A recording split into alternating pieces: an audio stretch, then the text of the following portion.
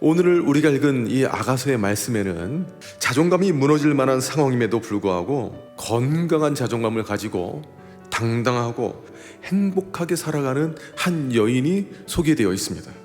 바로 술람미 여인입니다.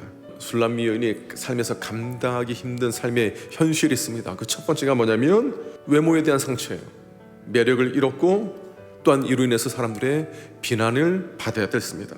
자신의 외모를 가꿀 수 없는 그런 고된 환경 속에 살았습니다. 그러니까 여성으로서 외모에 대한 상처가 있을 수밖에 없었고, 게다가 자신의 외모 때문에 수군수군대는 사람들의 언어적 폭력을 견뎌야 됐습니다. 불행한 가정, 사랑받지 못한, 가족으로부터 사랑받지 못한 그 상처가 있었음을 보게 됩니다. 심한 모멸감과 분노의 대상이 됐고, 보호받아야 되는데 보호받지 못하게 되었고, 사랑받아야 되는데 사랑받지 못한 환경에 놓여 있었어요. 능력의 한계를 각인시키는 그 직업을 가지고 살았다는 거예요. 어머니 아들들이 술람미 여인에게 남자 중에서도 종이나 품꾼이 그 감당하는 거칠고 힘든 포도원지기로 살게 했습니다. 그럼에도 불구하고 오늘 말씀을 보면 자신의 불행한 상황을 뛰어넘는 건강한 자존감을 가지고 살아가고 있는 것을 볼 수 있습니다.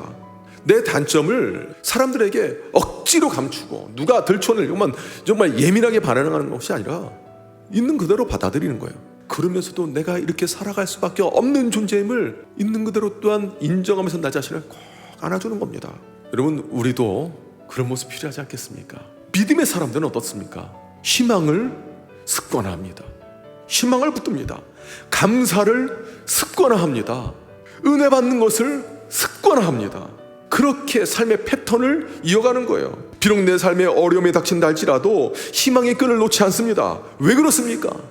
그 근거가 바로 나를 사랑하시는 예수 그리스도가 계시기 때문입니다. 그렇기 때문에 예수님으로 인해서 어떤 상황에도 희망을 붙드십시오. 두 번째로, 상처와 비난을 극복하라. 건강한 방법으로 승화하는 술람미 여인은 점점 더 단장되어져 가고 아름다워져 가는 것을 볼 수 있습니다. 어떻게 이렇게 성숙한 반응을 볼 수 있을까요? 첫 번째는요, 아픈 과거, 그것 때문에 누가 나를 비난한다 그러면 여러분, 우리가 기억할 것은 그건 그냥 과거이다. 내 있는 과거를 그대로 받아들였어요. 그러나 거기가 끝이에요. 다른 사람들이 비난을 해요. 그러나 그 사람들의 생각으로만 묶어놨어요. 나는 그렇게 생각하지 않는다. 나는 아름답다. 나는 솔로몬의 휘장과도 같다. 관점이 달라진 거예요. 왜 관점이 달라졌습니까? 두 번째 이유가 뭐냐면 왕의 말을 들었기 때문입니다.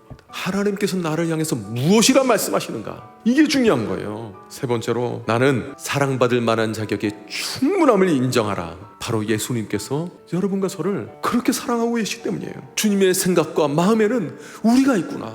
나의 사랑하는 자가 내게 말하여 이르기를, 나의 사랑 내 어여쁜 자야, 일어나서 함께 가자. 나의 사랑, 너는 어여쁘고 아무 흠이 없구나. 사랑하는 성도 여러분, 이처럼 하나님께서는 저와 여러분을 사랑하십니다.